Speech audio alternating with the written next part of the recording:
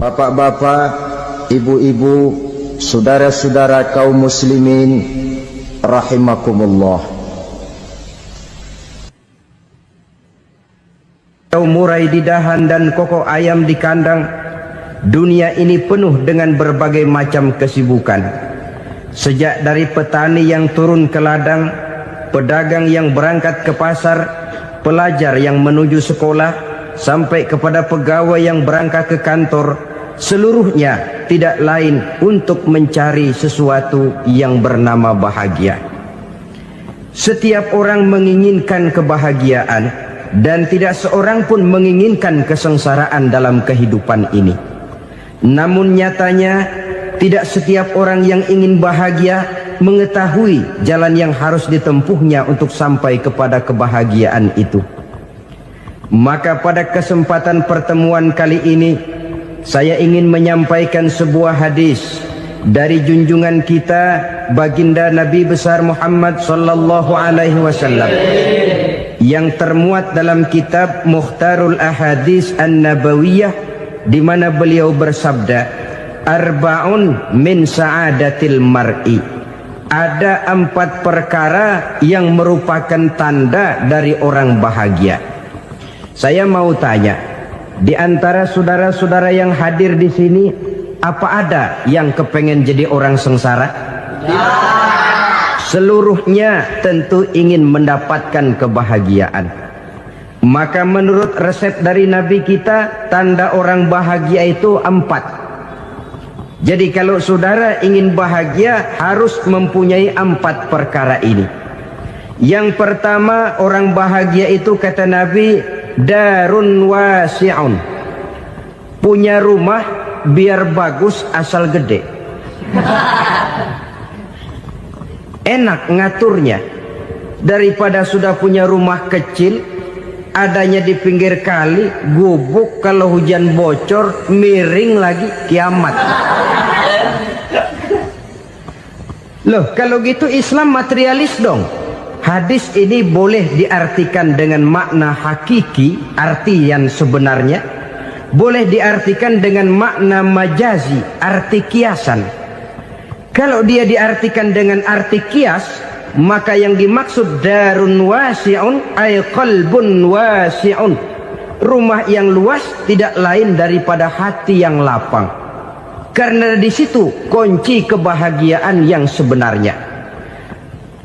Walaupun kita cuma tinggal di petak berukuran 2 kali 3 meter, kalau hati kita luas-luas rasanya rumah itu. Tapi biar rumah kita halamannya saja puluhan ribu hektar, ada kolam renangnya, kamar tidurnya tidak lagi terhitung. Kalau hati yang menempati rumah itu sempit, maka akan terasa sempit jugalah rumah itu. Tempat bergantungnya tidak lain adalah hati. Marilah kita mencoba melihat berbagai pandangan orang tentang bahagia ini. Ada orang menyangka bahwa bahagia itu kalau dia mendapatkan harta yang sebanyak-banyaknya. Siapa yang banyak harta, dialah raja. Apa yang dia mau, seluruhnya bisa dibeli. Keamanannya, dia bisa menyewa petugas. Seluruh fasilitas untuk menyenangkan kehidupannya bisa dibeli. Pendeknya, hartalah segala-galanya dalam kehidupan. Sampai ada pepatah mengatakan, innad darahima fil amakini kulliha taksur rijala mahabatan wa jalala. Sesungguhnya harta, dinar, dirham, uang di mana-mana selalu bikin hebat orang yang memilikinya. Coba lihat, orang yang punya duit sama yang enggak punya duit, jangan gaya hidupnya, gaya jalannya aja lain. Wahia lisanun liman arada fasahatan, wahia silahun liman arada qitala. Uang adalah senjata yang paling ampuh bagi orang yang mau pergi perang, dan lidah yang paling fasih bagi orang yang mau bicara. Kalau bicara dengan lidah macet, cobalah bicara dengan harta, lancar. Sampai ada pepatah demikian, segalanya bisa diatur dengan harta. Maka di kalangan orang yang berpandangan semacam itu, seluruh kegiatan hidupnya hanya terfokus kepada bagaimana mengumpulkan harta yang sebanyak-banyaknya. Tidak peduli halal haram, tidak kenal sore pagi siang dan malam, tidak sempat sujud, jauh dari agama, jauh dari kehidupan yang bersifat ruhaniyah, jauh dari Allah dan sebagainya. Sampai dalam Al-Quran dikelompokkan dalam kelompok yang dinamakan lumazah. Allazi jama'a malahu wa 'addadah yahsabu anna malahu akhladah.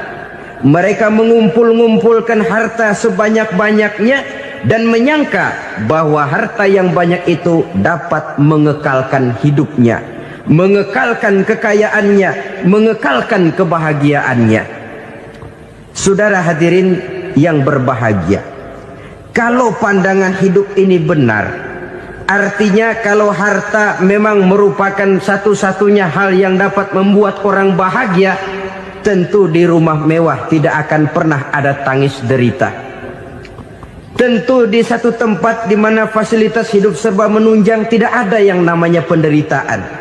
Tapi suka dan duka, sedih dan gembira, senyum dan tawa adalah milik setiap orang, baik dia punya harta maupun dia tidak punya harta. Nyatalah bahwa harta semata-mata bukan merupakan jaminan bahwa orang akan bahagia. Walaupun tanpa harta orang sulit untuk bahagia. Saya mau cerita, ada orang super kaya. Namanya Aristotle Onassis, Raja Tanker Yunani. Dia punya kapal tanker saja konon sampai 11 banyaknya. Punya perusahaan penerbangan yang disebut Olympic Airlines. Punya hotel di berbagai kota besar di dunia ini, sejak dari New York, London, Paris, Rome dan sebagainya. Bahkan punya pulau yang dia namakan Pulau Scorpio. Ini kan namanya sudah kaya nggak tanggung-tanggung, punya pulau. Nah, dia punya 2 orang anak, yang satu laki-laki namanya Alexander, yang satu perempuan namanya Maria Onassis. Seluruh harapannya tertumpah kepada anak lakinya Alexander ini, yang akan meneruskan usahanya, meneruskan kekayaannya, meneruskan dinastinya. Apa yang terjadi? Ternyata anak yang dia harapkan yang bernama Alexander ini mati muda dalam kecelakaan pada waktu dia olahraga. Apa olahraganya? Namanya olahraga anak orang kaya, golongan jet set. Olahraganya olahraga pesawat terbang. Jatuh, ya nggak kapungut, habis mati. Tinggal satu anak perempuannya, Maria Onassis. Tapi anak perempuan ini juga malah urakan. Terakhir dia pacaran, bahkan kemudian kawin sama orang Rusia. Rupanya Aristotle Onassis ini broken. Kekayaannya yang berlimpah ruah, perusahaannya yang begitu banyak, siapa yang akan meneruskan? Siapa yang akan menggantikan?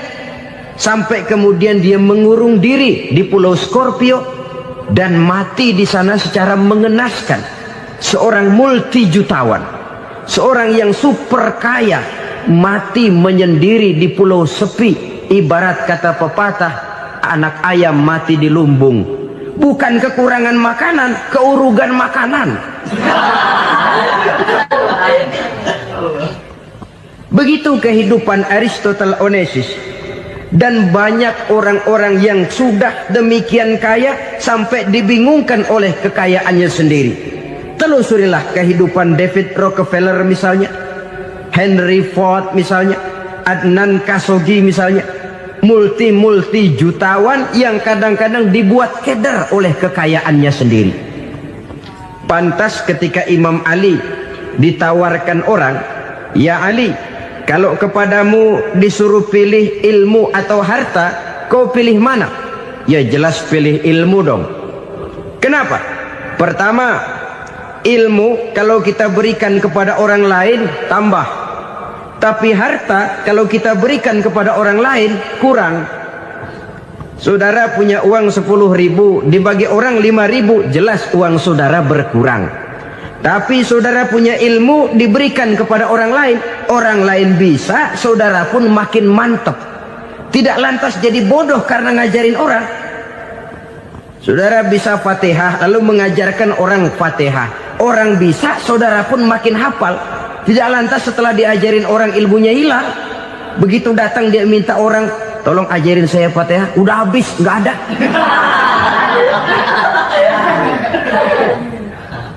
Yang kedua kata Imam Ali, ilmu menjaga kita. Kalau harta, kita yang harus jaga. Makin banyak ilmu, makin terpelihara diri seharusnya. Tetapi makin banyak harta, makin bingung kita jaganya. Sampai kadang-kadang kalau perlu seluruh keliling rumah dipasangi alarm. Belum cukup disewakan anjing besar-besar, pasang di depan pintu, awas anjing galak. Masih belum cukup juga, cari centeng tukang-tukang kepruk jaga rumah. Masih terasa belum aman, padahal rumahnya dikelilingi tembok besar.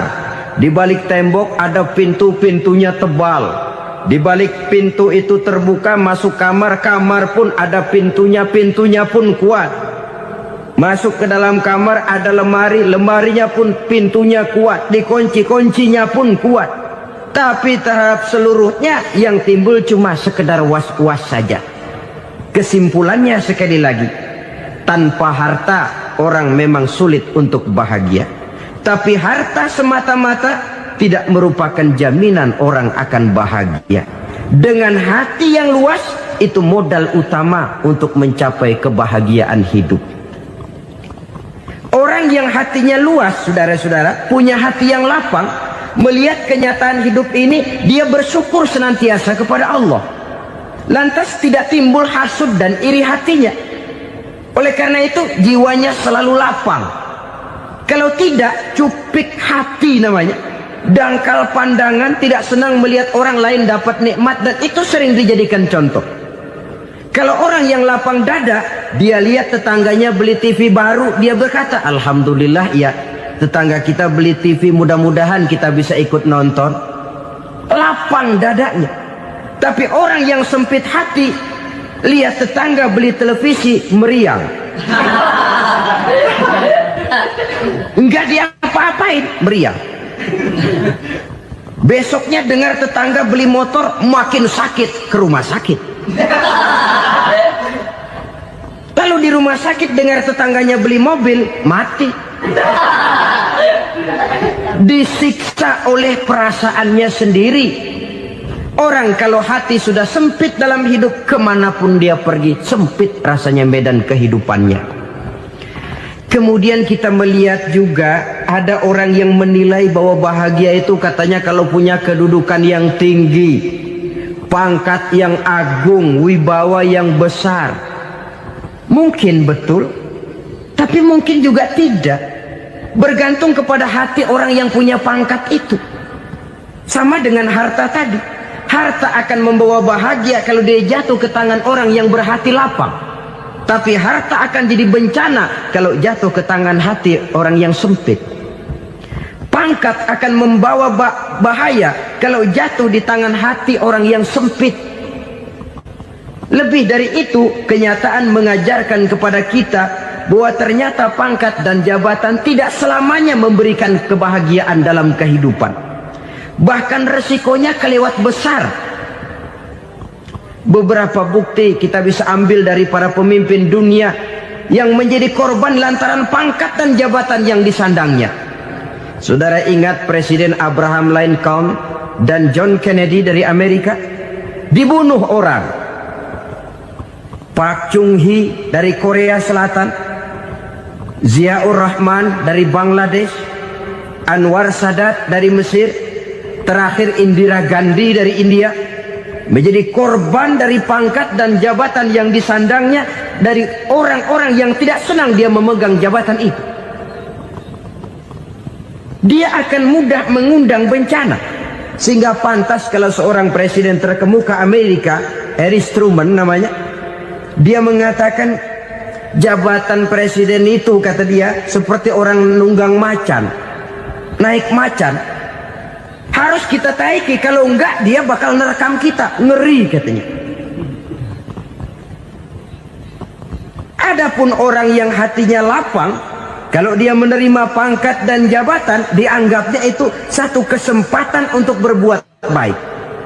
Tapi orang yang berhati sempit, menerima pangkat dan jabatan, bukan kadang-kadang menerima, malah berusaha setengah mati mencapai dengan segala cara. Kalau perlu jilat atas, jilat atas.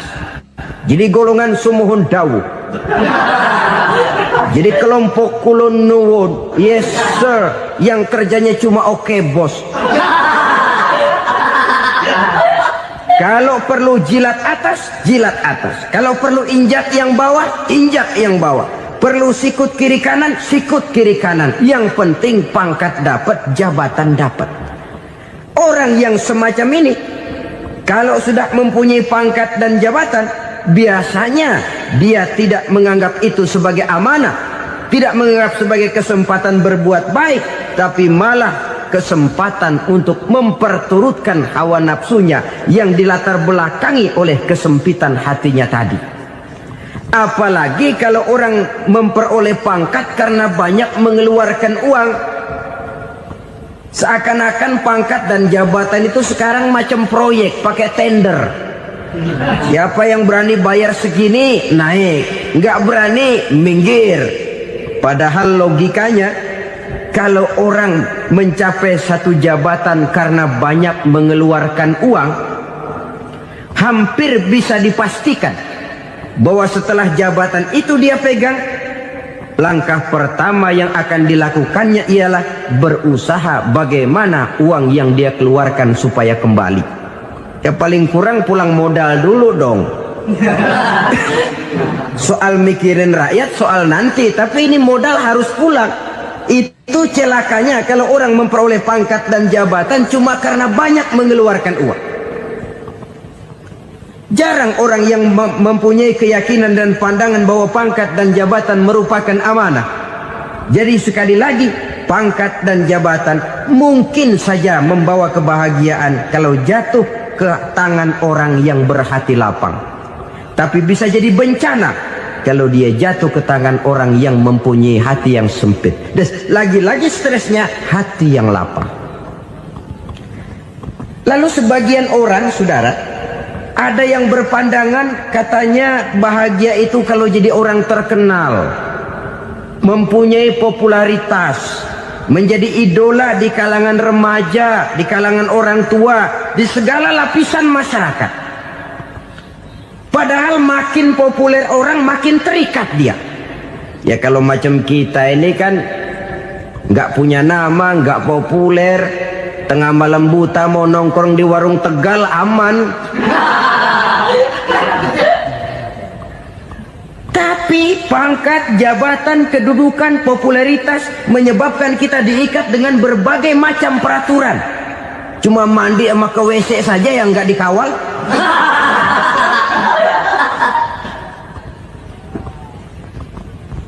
Benarkah popularitas, ketenaran membawa kebahagiaan? Mungkin. Ya, tapi mungkin juga tidak. Kenapa? Banyak orang-orang populer yang mengakhiri hidupnya secara tragis. Kita ambil beberapa nama. Di Amerika tahun 60-an ada bintang seksi paling terkenal yang dijuluki sex bomb. Bom seks. Sampai sekarang jadi legenda, namanya Marilyn Monroe. Singkatan dobelnya itu inisialnya MM, Marilyn Monroe.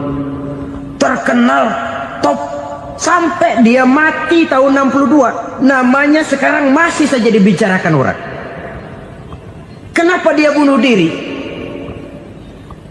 Tidak punya hartakah dia? Banyak. Kurang populerkah dia? Seluruh dunia mengenalnya. Sejak rakyat kecil sampai pejabat tinggi dia punya hubungan. Kenapa? Jenuh. Dia terlahir dalam keadaan yatim. Setelah itu tidak lama dia berangkat remaja, ibunya meninggal. Pindah dari wanita asuh ke wanita asuh sampai 12 orang ibu angkatnya. Dan kekecewaan yang paling parah, setiap laki-laki yang dekat dengannya hanya seperti kapal berlabuh, datang dan pergi silih berganti. Padahal dia merindukan seseorang yang bisa melindungi hidupnya. Dia rindukan itu dan dia tidak pernah menemukan. Itu yang akhirnya menyebabkan dia minum pil tidur kelewat dosis, minum obat tidur kebanyakan, ya tidur terus sampai sekarang.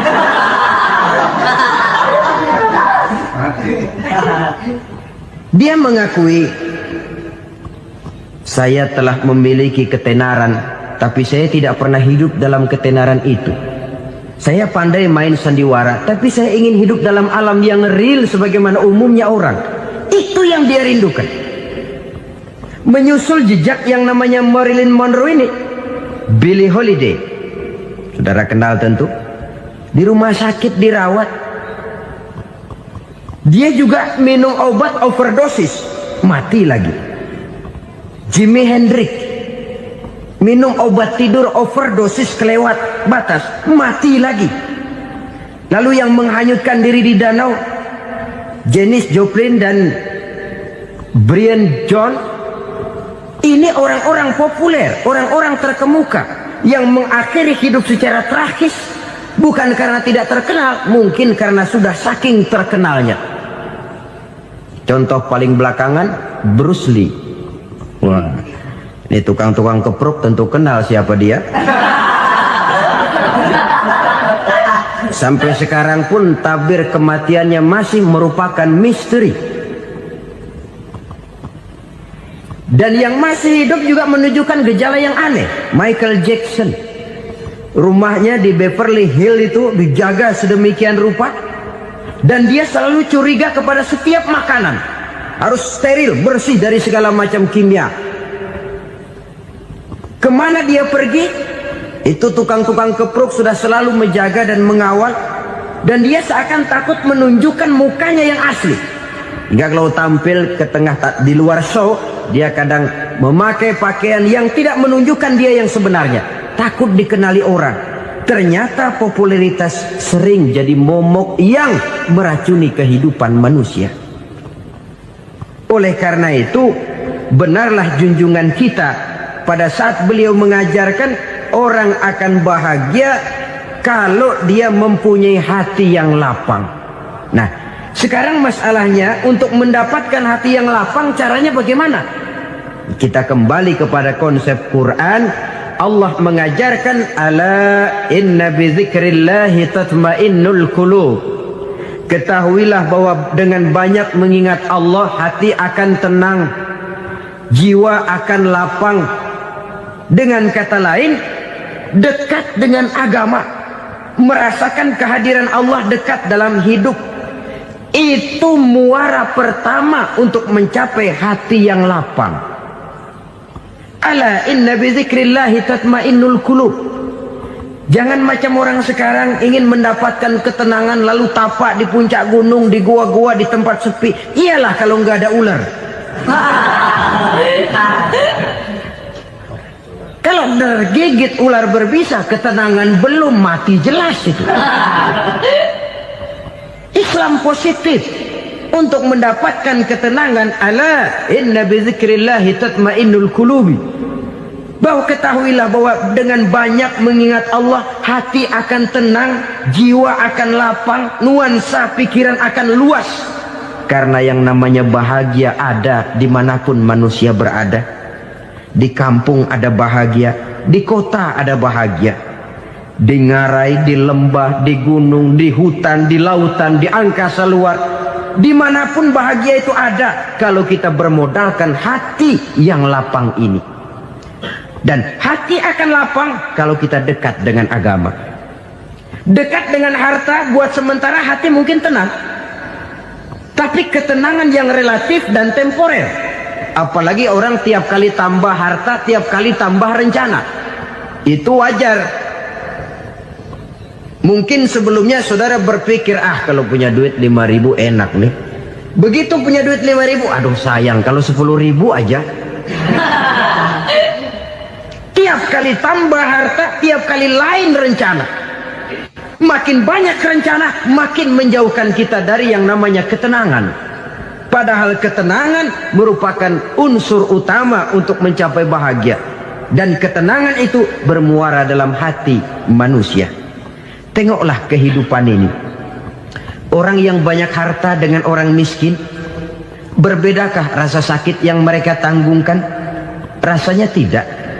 Walaupun si kaya tidur di kasur empuk berselimutkan sutra mahal, sementara si miskin meringkuk di balai bambu yang keras dan kasar. Apabila maut datang, dia juga tidak pernah pilih bulu. Maut datang menjemput si kaya di singgasana keemasannya, dikelilingi oleh para pengasuh, dayang dan idang serta para pengawal. Dan maut pun datang menjemput si miskin papa, sehingga ia tergelepar di tepian jalan. Kedua-duanya bernama mati. Kalau nyata bahwa sakit yang ditanggung si kaya tidak beda dengan sakit yang ditanggung si miskin, bukan harta semata yang membuat orang bahagia. Hati yang tenang, jiwa yang lapang penuh kedamaian, karena banyak berzikir dan mengingat Allah, itu merupakan modal utama untuk mencapai sesuatu yang bernama bahagia.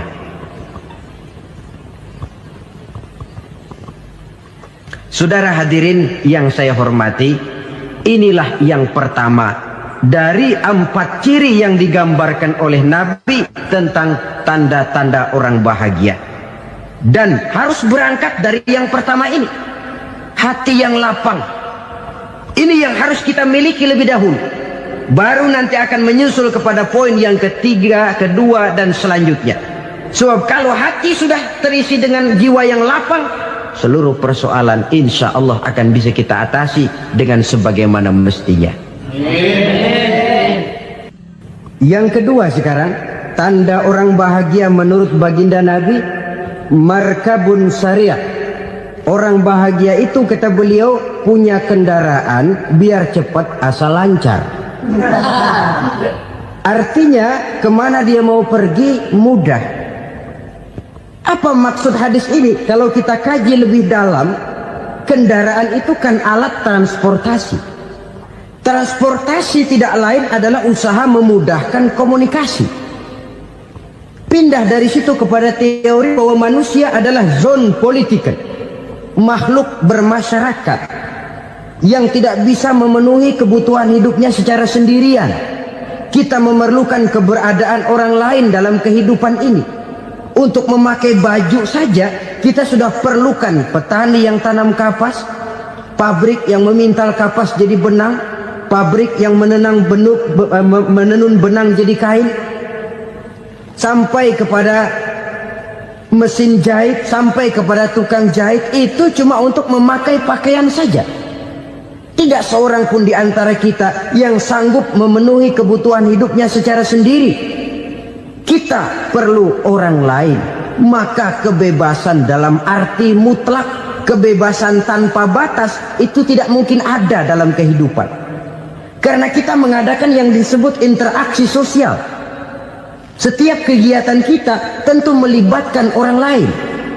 Menurut kita barangkali kita bebas jalan di jalan raya semaunya, tapi orang lain berkendaraan pun merasa bahwa ini ada juga jalan haknya, dan begitu selanjutnya. Oleh karena itu, maksud dari kendaraan yang cepat ini adalah khulata'uhu ma'as solihin. Lingkungan pergaulannya terdiri dari orang-orang soleh. Pergaulannya luas. Kemana dia pergi ada temannya. Kesulitannya ada tempat dia cerita. Dan kesulitan kalau sudah diceritakan kepada orang lain, taruh kata orang itu tidak bisa menolong, namun menceritakannya kepada orang yang kita percayai, kan paling kurang sudah mengurangi beban jiwa, mengurangi tanggungan batin, merasa masih ada tempat kita cerita. Maka lebih baik orang awam yang mau bergaul ketimbang orang setengah alim tapi ngunci pintu. Sebab nantinya akan timbul sikap picik, cupik pandangan, dan tidak luas menghadapi kenyataan dalam kehidupan ini. Namun yang harus kita garis bawahi, pergaulan memang mesti luas. Namun jangan sekali-kali lupa bahwa pergaulan sangat besar pengaruhnya dalam ikut membentuk kepribadian manusia. Sehari-hari bisa kita bilang, kalau kita dekat sama tukang minyak wangi, sekalipun nggak dibagi minyaknya, baunya tentu dapat. Betul? Tapi dekat sama tukang elas, walaupun nggak kena apinya, asapnya mesti kena.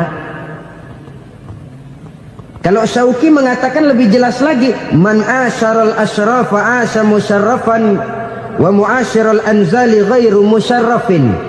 Awalam taral jildal hakira muqabbalan bisagri lamma sara jildal mushaf. Siapa yang bergaul dengan orang mulia, dia bakal ikut menjadi mulia. Tapi siapa yang berteman dengan orang hina, dia tidak bakal ikut menjadi mulia. Tidakkah kau lihat, kata Syauqi, kulit kambing yang hina pun dicium orang ketika menjadi kantong Quran. Kulit kambing hina, kalau dia sendirian gak ada yang mau cium. Tapi begitu dia bergaul dengan Quran, menjadi kantong Quran, dipakein minyak wangi, ditaruh di tempat yang tinggi, mau diambil dicium dulu, dibawa dengan penuh hormat dan hati-hati. Kulit kambing yang hina lantaran berteman dengan Quran, numpang mujur. Tapi coba lihat kalau kulit kambing berteman dengan kayu, jadi beduk, habis. Zohor dikemplang, asar dipukul. Itu pun sedikit saja, cuma salah milih teman. Yang temannya Quran dihormati orang, yang temannya kayu lantaran jadi beduk, gelap-gelap subuh orang udah kemplangnya.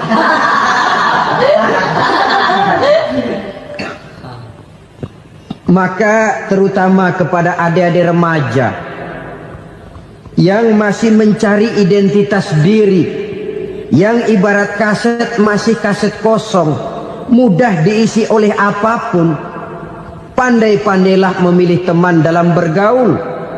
Karena banyak orang yang tadinya baik-baik, ketika terseret dalam pergaulan dengan orang yang tidak baik, kebaikannya menjadi lentur dan luntur.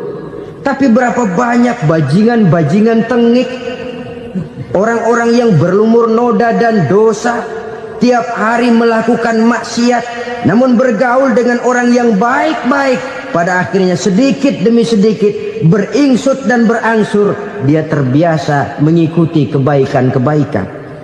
Saya tekankan ini kepada remaja karena mereka masih mencari identitas diri. Apa yang mereka lihat mereka mau, apa yang mereka dengar mereka ingin tahu. Coba lihat kehidupan remaja. Pulang nonton film Rambo, pengen jadi Rambo, gagah, maunya belekai melulu.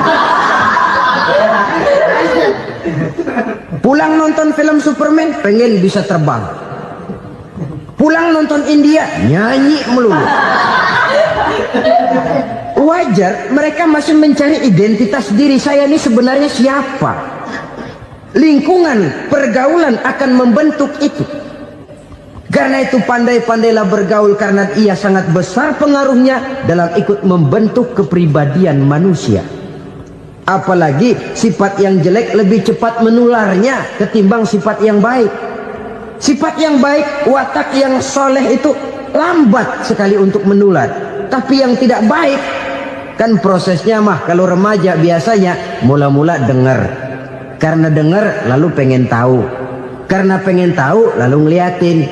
Begitu ngeliatin kan pengen nyobain. Setelah nyobain ketagihan. Nah ini prosesnya. Yang namanya ganja, morfin, narkotik, awalnya kan begitu. Mula-mula dengar, katanya kalau sudah fly to the sky, sudah melayang ke langit, katanya disitulah puncak kebahagiaan. Mulanya cuma dengar. Karena dengar pengen tahu. Karena pengen tahu lalu ngeliat, kumpul sama orang yang suka ngeganja. Setelah ngeliat, nah pengen ngerasain. Begitu ngerasain enak juga, ketagihan. Kalau sudah ketagihan jadi penyakit kronis, bisa merembet kepada yang lain. Iya kalau orang tuanya mampu untuk beli morfin, beli ganja. Kalau tidak kan pikirannya ngayap, jemuran siapa ya gue sambet. timbullah perbuatan-perbuatan negatif yang bermula dari salah pergaulan. Apalagi buat adik-adik remaja yang tinggal di kota-kota besar, yang pengaruh budaya, pengaruh kesenian, pengaruh struktur kehidupan yang nampak makin individualistis, di mana persaingan tajam, tensi ekonomi tinggi, orang mudah mengalami stres. Pandai-pandailah dalam bergaul, sekali lagi, karena ia sangat besar pengaruhnya dalam ikut membentuk kepribadian manusia. Orang bahagia punya kendaraan yang cepat, artinya punya pergaulan yang luas, dan lingkungan pergaulannya terdiri dari orang-orang yang soleh. Kemana dia pergi, ada teman. Kesulitannya, ada tempat dia cerita. Tapi kalau sudah menyendiri, hidup sendiri, kesulitan dipikiri sendiri, bisa mati belum waktunya. Tidak ada tempat berbagi rasa, tidak ada tempat bercerita, tidak ada tempat mengurangi beban dalam kehidupan. Pantas betul kalau Islam sangat menggalakkan dan menganjurkan orang kalau sudah sampai waktunya itu untuk melangsungkan nikah. Kata Nabi, ya ma'syaras syabab man istata'a minkumul ba'at falyatazawwaj. Hai para pemuda, kalau sudah mampu memberi nafkah, kawinlah, nikahlah kamu. Kenapa? Sudah ada teman hidup, tempat berbagi rasa. Kesulitan kalau ada tempat cerita akan lebih ringan ketimbang kita telan sendiri, walaupun bobot kesulitannya sama beratnya. Saudara-saudara kaum muslimin rahimakumullah, inilah ciri yang kedua, punya kendaraan biar cepat asal lancar. Kemana kita mau pergi gampang. Dengan kata lain, setelah hati yang luas, pergaulan yang luas. Dua. Yang ketiga sekarang, tanda orang bahagia itu menurut Nabi, misbahun mudhi'un, punya lampu yang terang. Oh, itu enggak problem. Sekarang sudah zamannya listrik masuk desa, Pak. Lampu sudah terang semua. Betul, kalau itu yang dimaksud. Tapi tidak cuma itu. Karena lampu yang dimaksud di sini, lampu yang akan menerangi seluruh perjalanan hidup. Dan perjalanan hidup itu sudah dimulai sejak kita terlahir ke alam ini, sampai masuk ke alam barzah, kumpul di padang mahsyar, sampai ke akhirat. Lampu yang menerangi itu yang diperlukan. Kalau lampu, katakanlah yang paling top sekarang kan lampu jenis Mercury. Taruhlah itu di rumah kita, dia cuma menerangi rumah kita. Menerangi hati pun tidak sanggup. Bila kita masuk ke alam barzah, alam kubur, sanggupkah si Mercury yang begitu terang menerangi alam barzah kita? Tidak sanggup lagi. Sanggupkah lampu yang ratusan watt, bahkan puluhan ribu watt menerangi kehidupan di padang mahsyar? Tidak akan sanggup lagi. Kalau demikian, yang dimaksud lampu yang terang di sini apa? Tidak lain amal soleh, kebajikan yang kita lakukan dalam hidup. Itu yang akan jadi lampu penerang. Di dunia nama kita akan terang. Jasad kita boleh hancur terkubur tanah, tapi nama kita akan dikenang orang. Begitulah kalau orang meninggalkan kebajikan dalam hidup seperti sekarang. Ribuan orang tiap saat berziarah ke kubur Imam Syafi'i, ke kubur Imam Malik, ke kubur Imam Ghazali, ke kubur orang yang baik-baik, orang yang soleh-soleh. Kebajikannya yang ditinggalkan, yang mengukir namanya dengan tinta emas. Sehingga saudara sudah terbaring di alam kubur, orang lewat, Allah, ini kuburannya Fulan bin Fulan, dulu ini kebaikannya Masya Allah, saya ikut merasakan. Mari kita mampir sebentar, kita Fatihah. Mohon disampaikan Allah pahalanya kepada almarhum. Al-Fatihah. Itu kalau orang baik-baik. Lalu saudara tanya, Pak, orang mati dikirimin Fatihah apa nyampe pahalanya? Saya jawab, kalau saudara nggak percaya, mati dulu dah. Nanti saya Fatihain, tungguin di sana. Umpama nggak sampai, balik lagi kemari. Sekarang ini kan maunya otak-otakan saja. Kalau nggak masuk otak, nggak percaya. Padahal alam gaib itu nggak bisa diotak-otakin. Sama saja dengan saudara pernah dengar cerita kapal tanpa emas tenggelam tak? Pernah nggak? Di mana? Di Laut Masalembo. Begitu ketampung Mas tenggelam, ratusan penumpang itu terjun ke laut, dipermainkan gelombang, berjuang menghadapi maut itu. Orang lagi timbul tenggelam di lautan, dihantam ombak, kita tengokin pakai helikopter.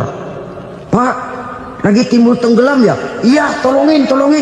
Jangan khawatir Pak, nih saya kirim intan Pak, harganya 10 juta. Kira-kira orang yang timbul tenggelam di laut seneng nggak? Tidak. Kan mahal toh intan 10 juta. Kenapa dia nggak senang? Karena intan 10 juta dalam kondisi seperti itu tidak sanggup menyelamatkan dia. Dia akan girang kalau dikirimin ban mobil bekas, dikirimin papan terentang atau bambu. Intan yang 10 juta dia nggak girang. Ban mobil bekas yang 1000 perak, tuh pegang, itu yang dia girang betul. Inilah sebabnya Nabi berkata, mal mayyitu fi qabrihi illa kal ghariqil mutaghawwis. Orang yang meninggal di alam kuburnya seperti orang timbul tenggelam di lautan. Yantaziru da'watan min ahli, menunggu doa dari keluarganya yang masih hidup. Duh, bapak saya sudah meninggal, saya sayang benar sama dia. Kirimin kulkas ke kuburannya Itu sama saja dengan tadi orang tenggelam di lautan dikirimi intan yang harganya 10 juta, ndak sampai. Begitulah kalau kebajikan yang kita tinggalkan dalam hidup, sudah mati pun kubur kita masih diziarahi orang. Tapi kalau jahat yang kita tinggalkan, boro-boro lah orang mau doa lewat dekat kuburan kita juga serem. Tuh bajingan no, dulu mati dipendem di situ tuh. Jangan lewat situ, ntar kesurupan, jangan. Lewat saja orang ngeri. Konon lagi membacakan Fatihah dan mengirimkan doa.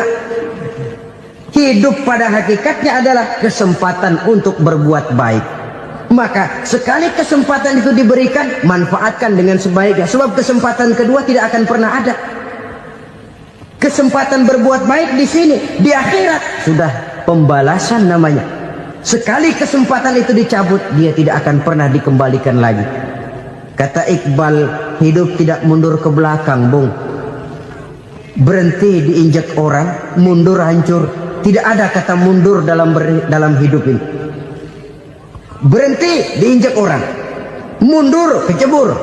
Tidak ada kata lain, harus maju dalam kehidupan dalam artian yang positif.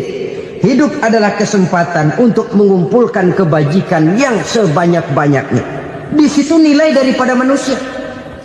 Sekarang ini memang nggak kelihatan kok, orang yang banyak pahala sama yang banyak dosa nggak kelihatan kok. Barangkali kalau habis bikin dosa palanya pada benjol, mungkin orang takut sama dosa. Tapi sekarang sama saja, orang yang banyak dosa dengan yang nggak banyak dosa jalan bareng dari belakang, sama, nggak kelihatan beda. Tapi ada waktunya di mana pahala memegang peranan, di mana dosa diperlihatkan. Sama saja kalau kita bawa mobil siang, lampu kan nggak begitu berfungsi. Apa lalu bilang, alah ini lampu berat-beratin, copot-copotin aja dah. Tidak perlu begitu. Kenapa? Pada suatu saat malam senja akan datang. Bila matahari terbenam, senja pun datang, gelap mulai merayap, disitulah baru terasa perlunya lampu. Pahala begitu. Sekarang orang yang nggak ada pahalanya nggak kelihatan dalam kehidupan.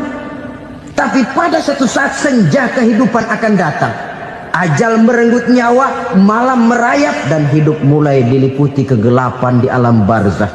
Dikala itu kalau nggak punya lampu, alangkah malangnya kita. Sebab amal yang baik, kata Nabi, di alam barzah itu akan diciptakan menjadi perempuan yang cantik menemani kita. Amal yang jahat akan menjadi orang yang paling jelek nemenin kita. Sudah di tempat gelap yang nemenin jelek.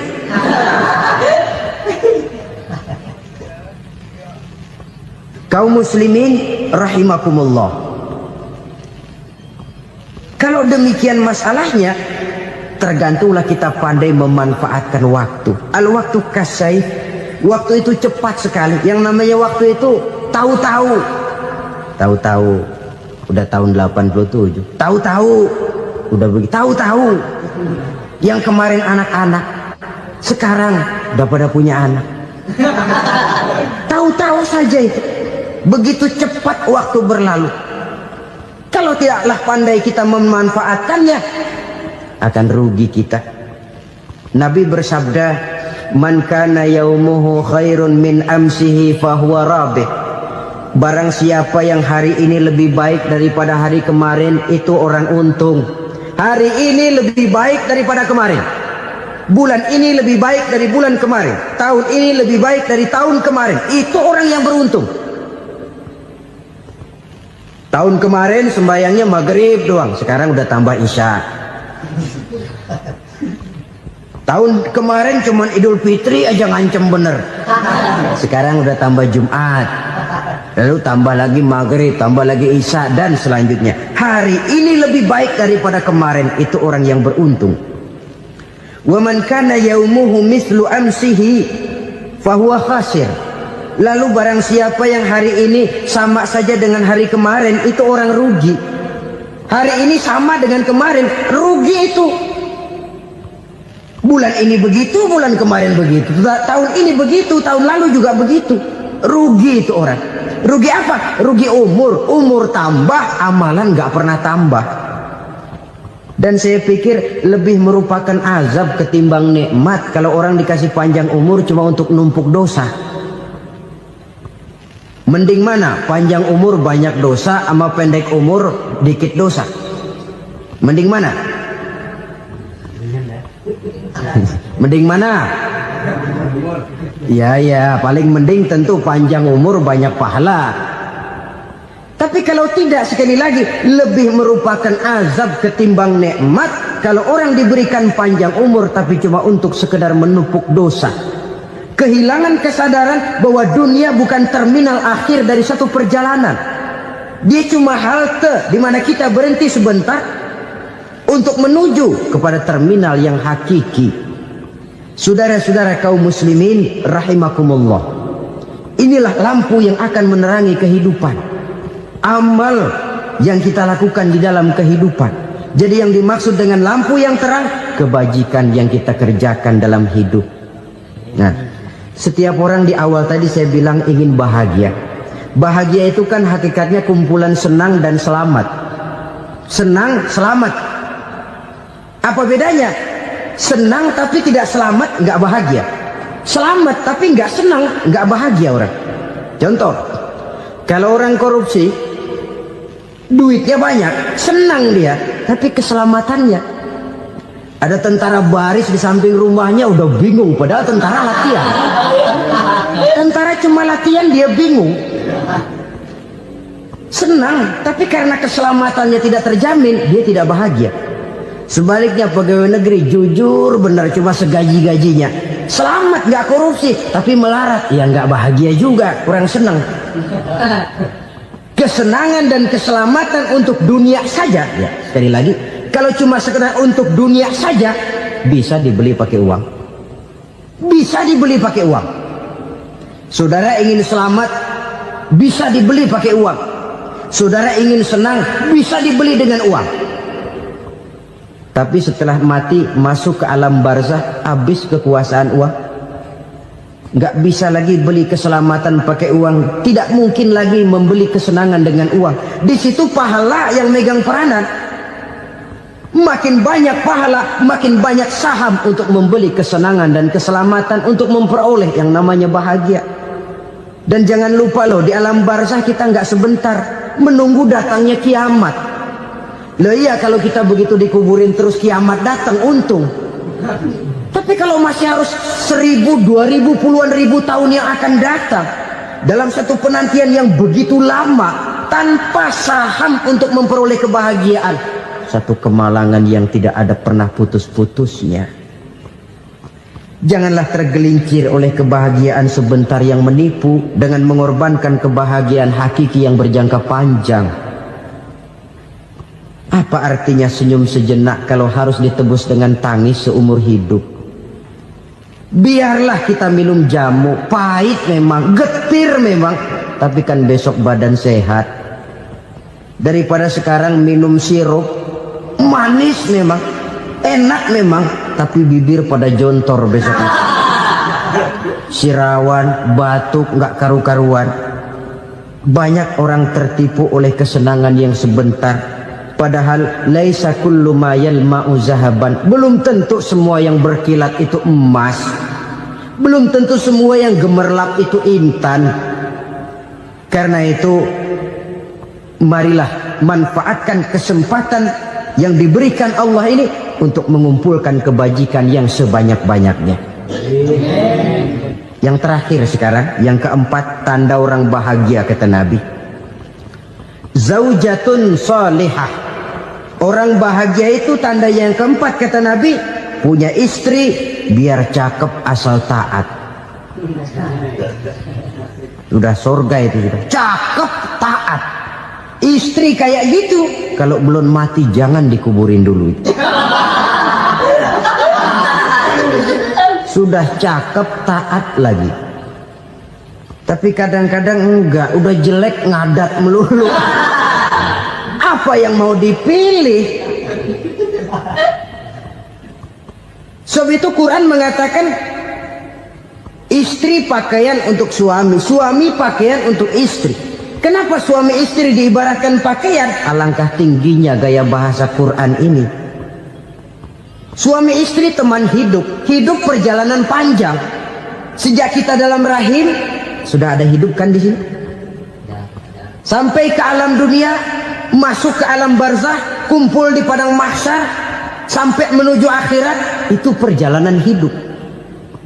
Carilah istri atau suami teman hidup yang membawa manfaat tidak hanya kehidupan di dunia ini, sampai di alam barzah, sampai di padang mahsyar.